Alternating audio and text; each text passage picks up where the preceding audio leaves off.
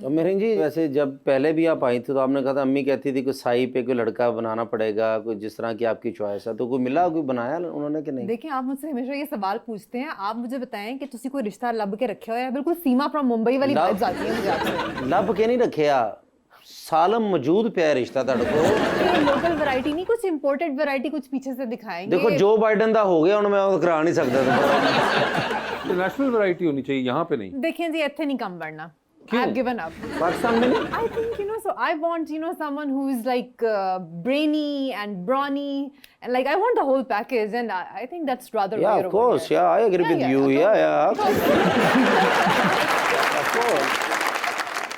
थोड़ा सा elaborate भी करें। Elaborate तो करके देना ये। ब्रॉनी होता है like muscular, like something like that. Yeah, of course. लेकिन उनका हो गया, मैं ही बचे हैं थे। कोई बात नहीं, इनका कोई ना कोई कजन होगा, मैं बात कर लेती हूँ। चलें आपके लिए भी रिश्ता इसी तरह को ब्राउनी को लाइक को इस तरह का ढूंढ लूंगा। साथ भाई तो अगर वैसे मुझे एक बात बताएं कि शादी जब होती है लव मैरिज होनी चाहिए या अरेंज मैरिज होनी चाहिए? मेरा ज़ाती ख्याल ये है कि दोनों चीज़ें मिला के अगर हो जाए तो इससे बेहतर और कुछ हो नहीं सकता। लव और अरेंज एक इस तरह, क्योंकि पेरेंट्स को इन्वॉल्व करना तो लाजमी होता है। पहले लव होगा फिर ही पेरेंट्स को करेंगे ना इन्वॉल्व। हाँ ज़रूरी नहीं, लव बाद में भी हो सकता है। हाँ क्या बात है, अच्छी बात है, क्योंकि मेरी तो हो नहीं ना रही। मगर मेरीन एग्री नहीं कर रही मुझे लगता है आपकी स्टेटमेंट से दूसरी वाली से। क्या होना चाहिए मेरी? देखिए आजकल तो times have changed a lot. जो लव मैरिज है that is like arrange it yourself marriage, और अरेंज्ड मैरिज में भी once the families are okay, पहले पुराने जमाने में फ्रेंड्स मिलवाते थे और आजकल वो पेरेंट्स मिला देते हैं। तो I think things have progressed a lot and that's amazing. लेकिन ना जब लव मैरिज होती है ना तो मियां बीवी एक दूसरे को देख के सोचता है कि मैंने मेरी खुद की चॉइस है, मेरी जिंदगी कितने सुकून में है। अरेंज मैरिज होती तो मियां बीवी यही सोच रहे थे अम्मी अब्बू ने फंसाता तो होता ना वो ज्यादा बंदा वो करता ऐसा भी नहीं होता, ये आप वह भी ये बेक कर रहे हैं। इसीलिए ना डिसीजंस आपको खुद लेने चाहिए ताकि बाद में आप किसी और पे जो है ना ब्लेम ना कर सकें कि एदी वजह तो मेरे नाम। लेकिन आपने मुझे जैसे रिजेक्ट किया तो इसकी वजह क्या है, क्या कमी है मुझे? क्योंकि आप थाली के बैंगन आप हर एक पे लुढ़क जाते हैं।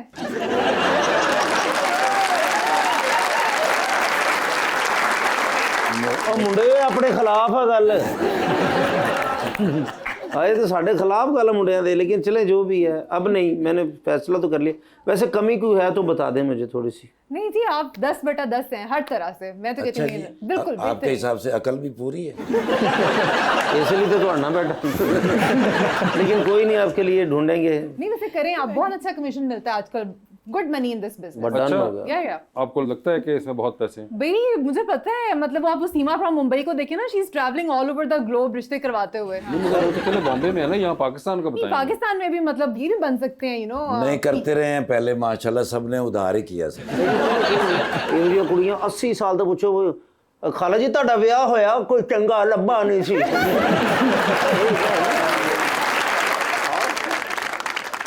अस्सलाम, मेरा सवाल सर से है। आजकल के एक्टर पाकिस्तानी ड्रामा इंडस्ट्री के थीम को क्रिटिसिज्म भी कहते हैं और दूसरी तरफ एक्टिंग भी करते हैं, तो ये डबल माइंडेड क्यों कह है? रहे हैं कि कुछ एक्टर्स जो हैं वो ड्रामा के कंटेंट को और उसके ऊपर क्रिटिसिज्म करते हैं and at the same time वो एक्टिंग भी कर रहे होते हैं पाकिस्तानी ड्रामों में। मैंने तो कभी क्रिटिसाइज़ नहीं किया, ठीक है। दूसरा मुझे लगता है कि आपको कहानियाँ महदूद ही मिलती हैं किसी हद तक। साल में कोई 2-4 कहानियाँ ऐसी होंगी जो बाकी आउट ऑफ द बॉक्स होंगी या उसमें आपके पास एक्टिंग करने का मार्जिन होगा।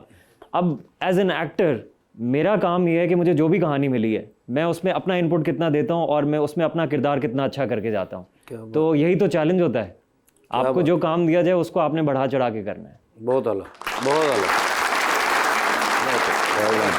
वैसे आपको भी एक्टिंग का शौक है? मैं बचपन में तो किया करती थी, अच्छा। Stage plays and everything. I played the role of Macbeth, so I definitely enjoy that. I think it comes naturally to me. For अच्छा sure. नहीं मगर मेरा सवाल है कि आपको शौक है या नहीं? देखिए बहुत शौक है मैं, बिकॉज मैं कॉमेडी एक्टिंग भी बहुत अच्छी कर लेती हूँ क्योंकि मेरी पंजाबी बहुत ठेठ है। I think I am very multi dimensional like that, तो I think I have what it takes. I mean I really think so. और कोई आपके फेवरेट एक्टर्स हैं पाकिस्तान में?